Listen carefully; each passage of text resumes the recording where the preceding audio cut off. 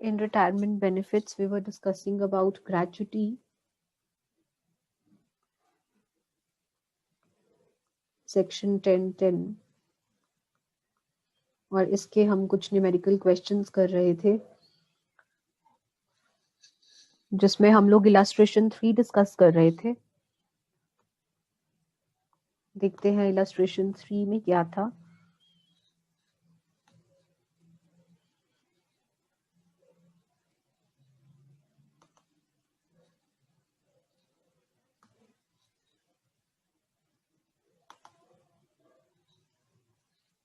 देखिए जी, इलस्ट्रेशन 1 में हम लोग फर्स्ट पार्ट डिस्कस कर चुके हैं जिसमें if he retires from government service, ये वाला पॉइंट हम डिस्कस कर चुके हैं।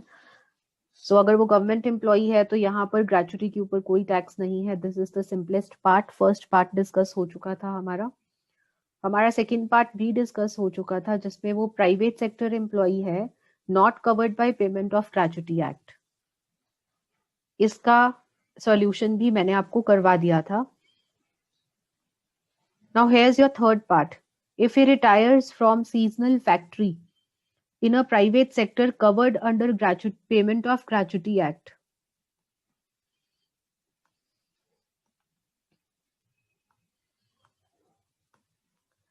हाँ जी, सीजनल फैक्ट्री में याद है आपको, जहां पर सीजनल एस्टेब्लिशमेंट है वहां पे मैंने आपको क्या बताया था कि 15/26 को आपने रिप्लेस कर देना है 7/26 के साथ। 7/26 के साथ रिप्लेस कर देना है। और जहां पे नॉन सीजनल फैक्ट्री है वहां पर आप 15/26 रखते हैं कैलकुलेशन में। करेंगे discuss. Covered under payment of gratuity act and covered by payment of gratuity act. ठीक है जी, डिफरेंस क्या है सीजनल एंड नॉन सीजनल का। सो ये आपका आता है सेकेंड पार्ट में बेटा। Private employees covered by payment of gratuity act, ये सेकेंड में आता है। This is your second part. और इसके लिए फॉर्मूलाज क्या हैं ये हम डिस्कस कर चुके हैं। आइए इसको सॉल्व करते हैं अब।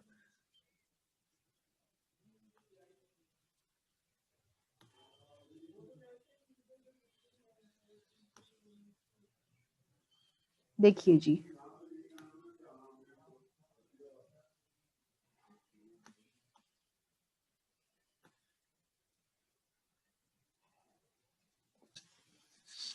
सबसे पहले हम थर्ड पार्ट डिस्कस कर रहे हैं। इलस्ट्रेशन 3 का थर्ड पार्ट। सीजनल एस्टेब्लिशमेंट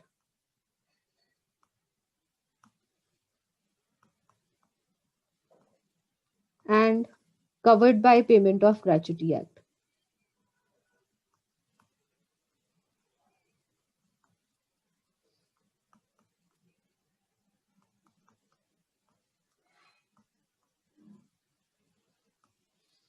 इसमें एग्जेम्पशन आपको कितनी मिलेगी?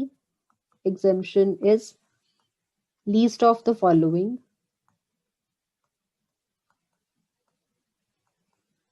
And least of the following में आपका क्या क्या आता है?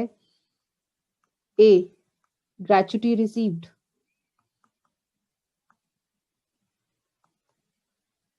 देखिए ग्रेचुटी रिसीव्ड कितनी है।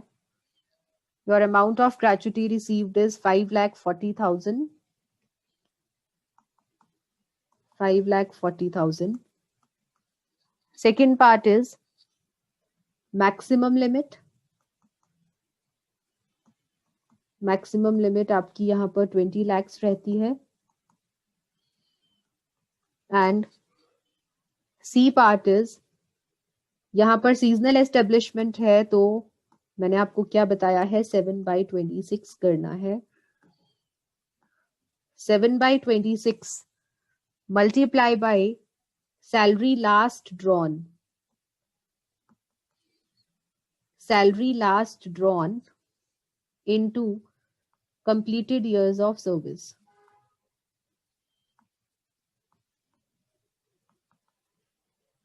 And what is the meaning of salary for this part? Meaning of salary.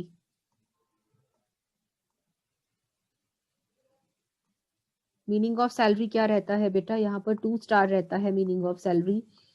जिसमें कि आपका बेसिक प्लस डीए आता है, डीए कोई सा भी हो चलेगा।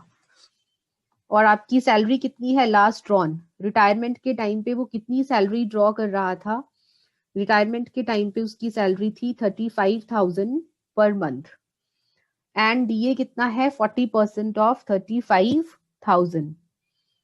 तो यहाँ पर आपकी कैलकुलेशंस सिंपल चलेंगी, 35,000 प्लस 35,000 का 40% इज डीए, तो आपकी जो सैलरी है that will be 49,000. This is salary last drawn. So let's put this in your solution. Salary last drawn is what? 49,000. And completed years of service में आप 6 months above वाला period भी लेंगे. So 28 years and 9 months को आप क्या मान लेंगे? 28 years and 9 months को आप assume करेंगे कितना? 29, क्योंकि यहाँ पर आप more than 6 months को 1 completed year assume करते हैं. So this will come out to 382,577. 382,577. और इसमें से least क्या है? Least is this. This is the least. So accordingly, what is your taxable gratuity?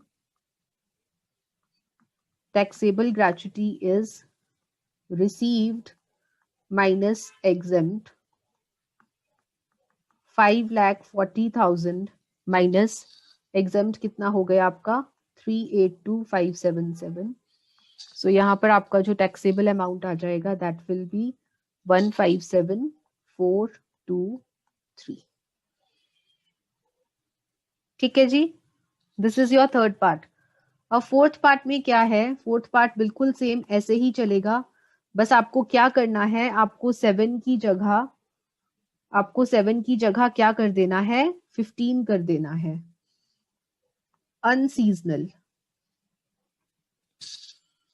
Unseasonal establishment covered by payment of gratuity act. ठीक है जी, ये पार्ट है.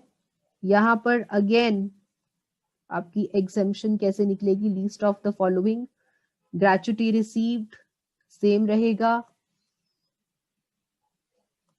5,40,000. मैक्सिमम एग्जेम्पशन लिमिट भी आपकी सेम रहेगी, बस यहां पर क्या आ जाएगा? नॉन सीजनल है तो 15/26 आ जाएगा. दैट्स इट, बाकी सब आपका सेम रहेगा. 49,000 into 29. Accordingly, your answer will be 8,19,808. Least is this, 5,40,000 is the least. So taxable gratuity कितनी आ जाएगी? Received minus exempted. Receive कितनी हुई? 5,40,000 और exempted भी 5,40,000 है. That means कि जो टैक्स लगेगा वो नहीं लगेगा.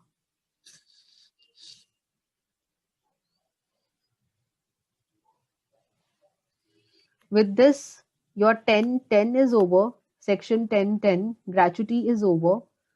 इसके हम 2 numerical questions कर चुके हैं. अब हमें बेटा नेक्स्ट पार्ट पर आना है. इस चैप्टर का next part that is pension. Next retirement benefit है पेंशन. Section 10-10A. पेंशन क्या होती है? Employer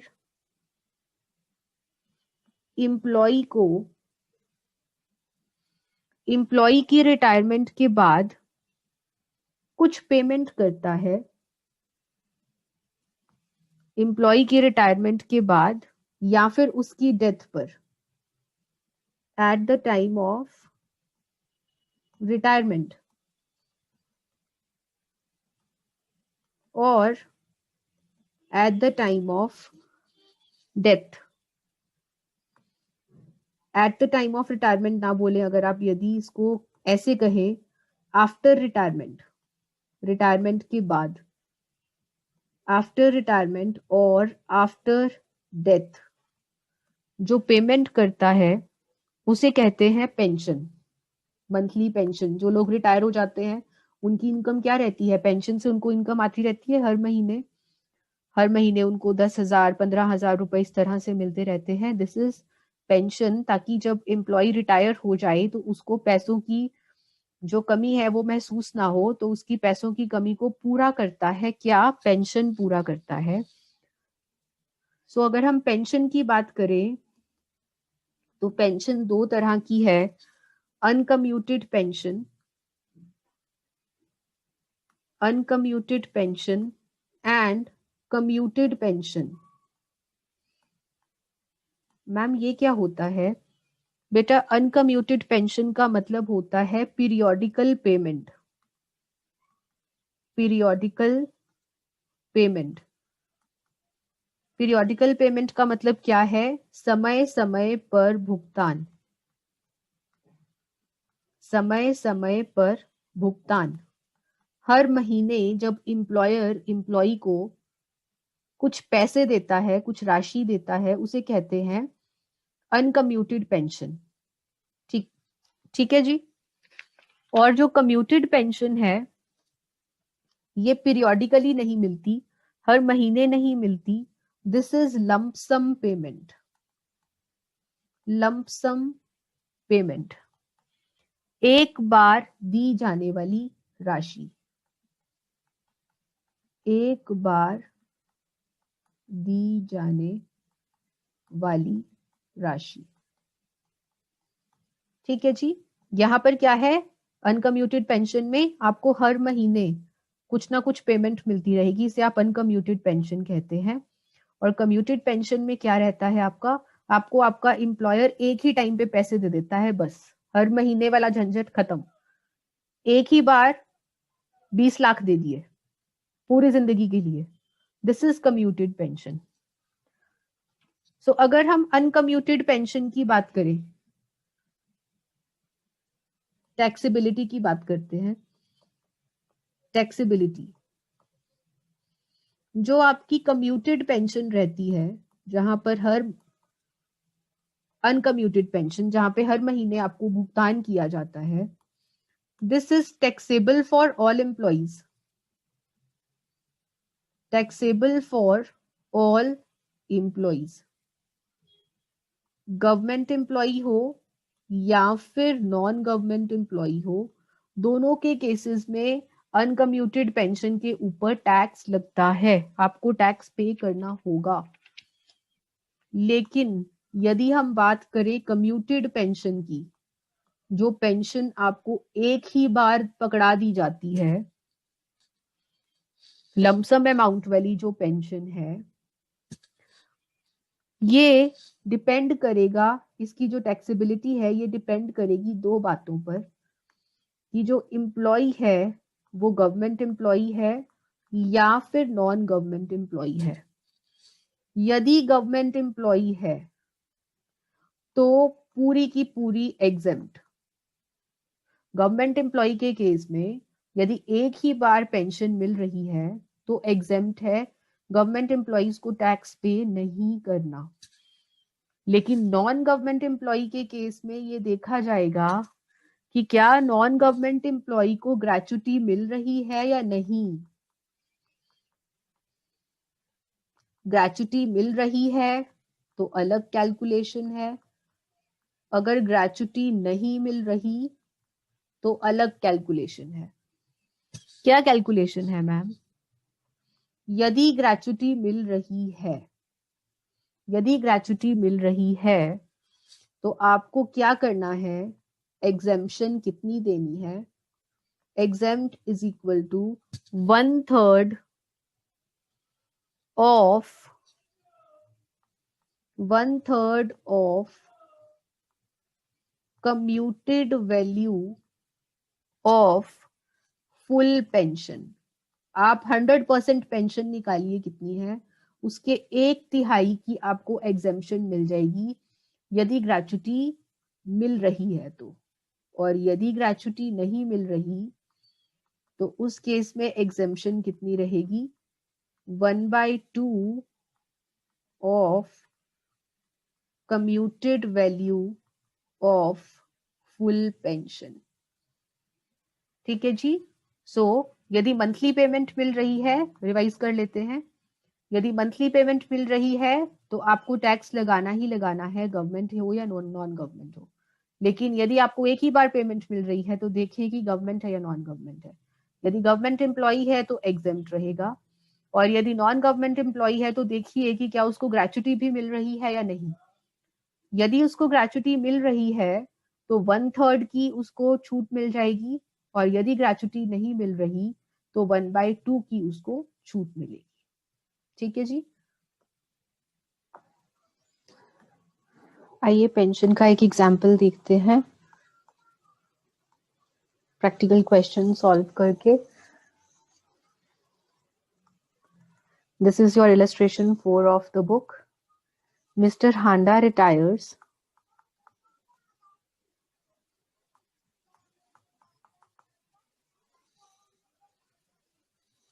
on 31st October 2019.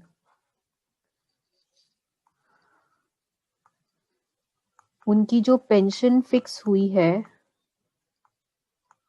that is rupees 5600 per month. On 1st February 2020, he gets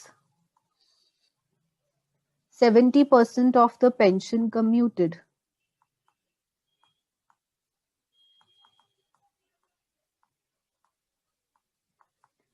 वो कम्यूट करवा लेते हैं 70%, सारी पेंशन इकट्ठी नहीं लेते, 70% पेंशन ऐसी है जो वो कम्यूट करवा लेते हैं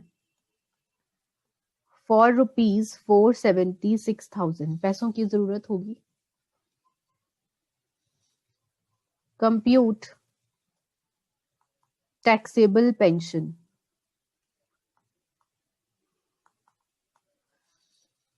केस क्या है, first if he is government employ,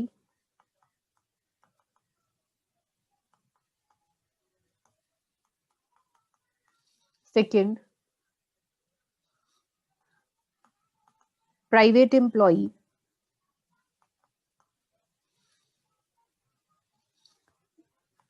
private employee getting gratuity, gratuity भी मिल रही है रुपीज 4 लाख की। एंड थर्ड केस इज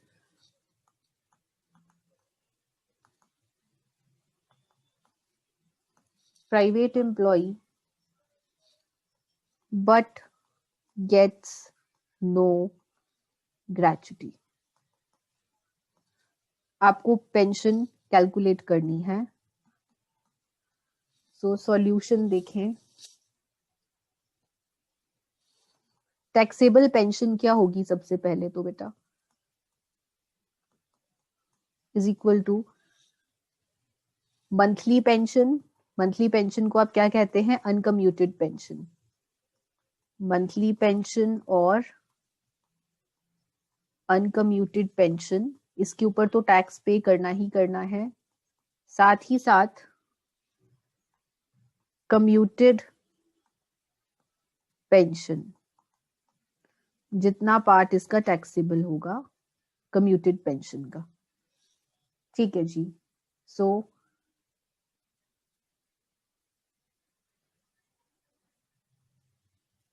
सबसे पहले हम देखते हैं कि मंथली पेंशन कितनी मिली है। ऐसा करते हैं, फर्स्ट पार्ट सॉल्व करते हैं। If he is government employ,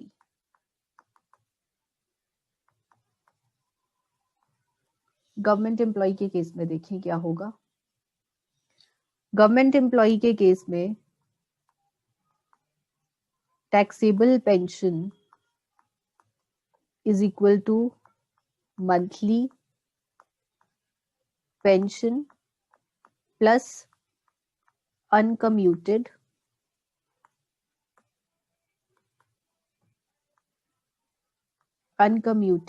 pension. हाँ जी, मंथली पेंशन गवर्नमेंट या नॉन गवर्नमेंट कोई भी एम्प्लॉय हो टैक्सेबल रहती है। सो मुझे बताएं कि जो मंथली पेंशन है वो कितनी टैक्सेबल होगी बेटा। मंथली पेंशन उसको मिल कहां से लेकर कहां तक रही है, टाइमलाइन बनाते हैं मंथली पेंशन की। 31 अक्टूबर को वो रिटायर हो रहे हैं, तो 1 नवंबर 2019 से उनको मंथली पेंशन मिलनी स्टार्ट होगी। यहां पर वो कम्यूट करवा रहे हैं, इसका मतलब क्या हुआ कि 1/11 से लेकर 31/1/2020 तक उनको पूरी मंथली पेंशन मिल रही है, फुल मंथली पेंशन। उसके बाद 1 फरवरी से लेकर 31 मार्च 2020 तक हमारा फाइनेंशियल ईयर यहीं पे खत्म हो जाता है ना। यहां पर वो कम्यूट करवा लेते हैं, 70% वो लमसम ले लेते हैं, बाकी जो 30% है उनको मंथली पेंशन मिलती रहती है। ये देखने वाली बात है बेटा, बाकी 30% तो उनको मंथली पेंशन मिलती रहेगी। उन्होंने सिर्फ 70% हिस्सा कम्यूट करवाया है, 70% लमसम लिया है, बाकी तो उनको मंथली पेंशन मिलती रहेगी। तो यहां से लेकर यहां तक कितने महीने हुए, नवंबर, दिसंबर, जनवरी, फरवरी, मार्च। नवंबर, दिसंबर, जनवरी, 3 मंथ्स। ये हैं आपके 3 मंथ्स यहां तक। और उसके बाद ये यहां पर हैं आपके कितने महीने, फरवरी एंड मार्च, 2 मंथ्स। सो यहां पर पूरी की पूरी मंथली पेंशन मिल रही है 5600 into 3, that is, let's calculate, this is 16,800। और यहां पर उनको सिर्फ 30% पेंशन मिलेगी, दैट मीन्स 5600 का 30%, मल्टीप्लाई बाय 2 कर देंगे इसको, 5600 into 30% into 2। Here this 30% is important, है ना। 70% तो वो लमसम ले चुका है, 30% उसको अभी भी मंथली पेंशन मिलती रहेगी।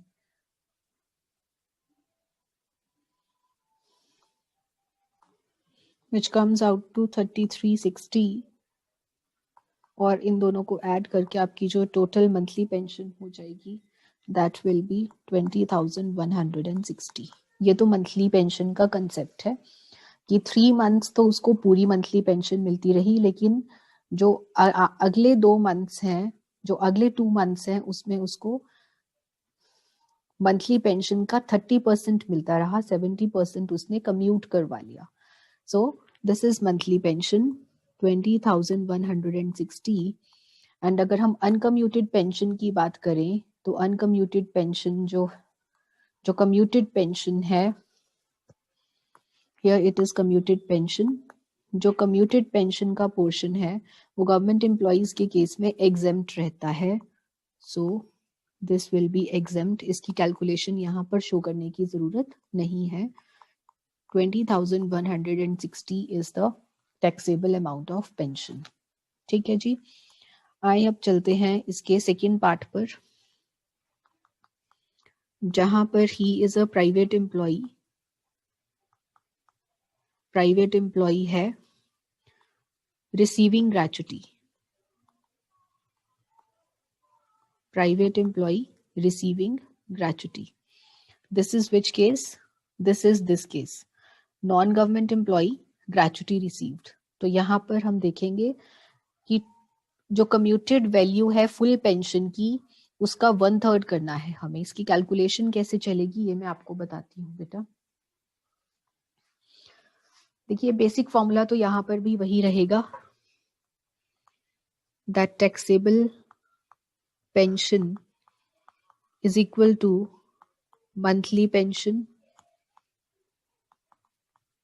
plus taxable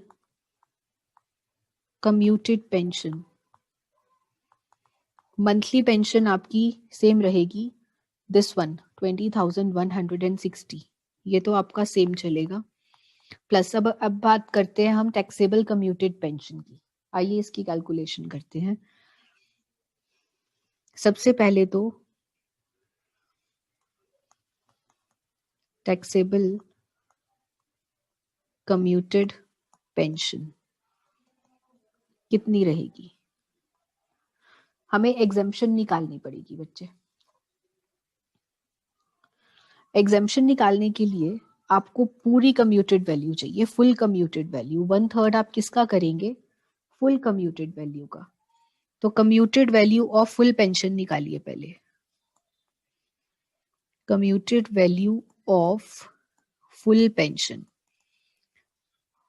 कैसे निकलेगी, ध्यान से देखें। आपको 70% के बदले में कितना मिल रहा है, 476,000। सो यदि 70% के बदले में 476,000 मिल रहा है तो यूनिटरी मेथड अप्लाई करके 100% के लिए निकालिए। 100% वैल्यू क्या होगी, ये पूरी वैल्यू कैसे निकलेगी, ऐसे निकलेगी। आपको 100% वैल्यू चाहिए, आपको 70% नहीं चाहिए, आपको 100% चाहिए। ये 100% वैल्यू आ गई। अब आपको 1/3 जो करना है वो इसका करना है। सो exempted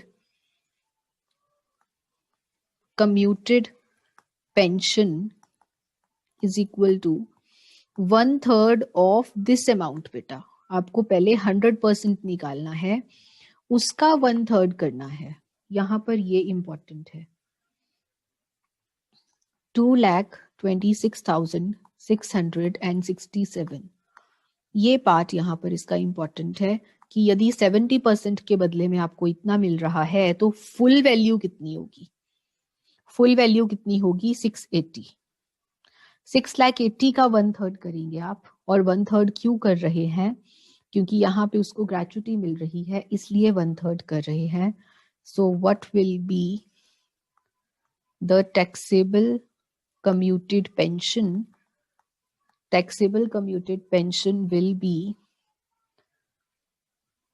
lump sum received, जितना आपको lump sum मिला माइनस exempt।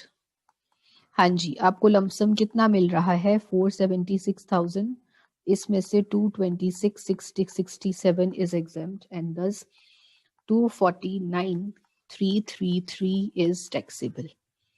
ये वैल्यू आपकी यहां पर आ जाएगी 249,333, और इस हिसाब से आपका जो आंसर है दैट इज दिस। चलते हैं इसके थर्ड पार्ट की तरफ। प्राइवेट एम्प्लॉई है, not receiving gratuity,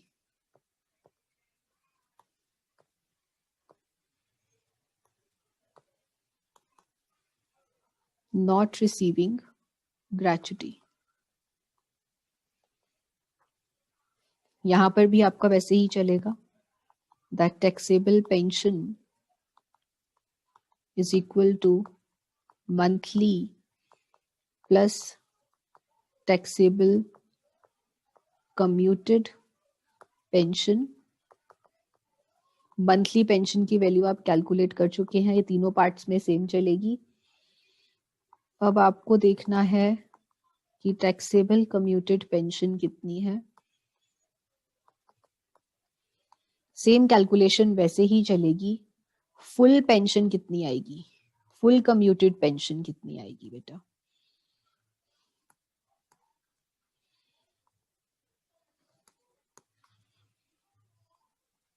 full commuted pension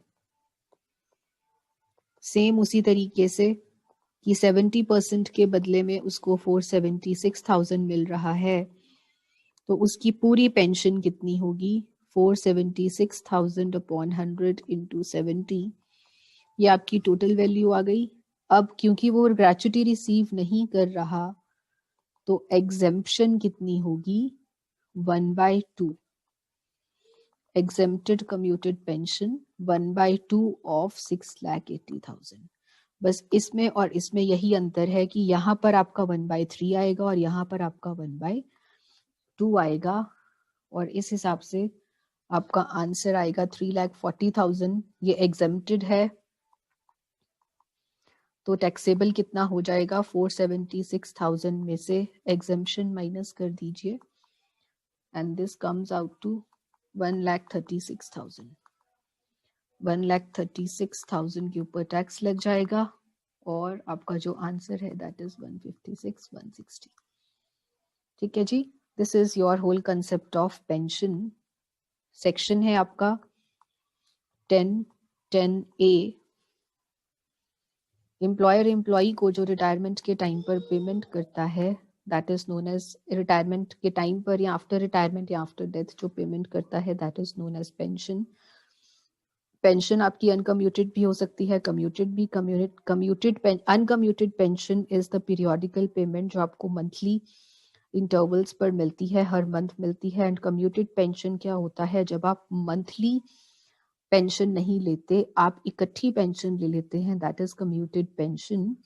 uncommuted pension government employee, non government employee दोनों के लिए टैक्सेबल है, वेराज जो कम्यूटेड पेंशन है that is exempt for government employees. और नॉन गवर्नमेंट एम्प्लॉइज के केस में आप देखेंगे कि ग्रेच्युटी रिसीव हो रही है या नहीं हो रही।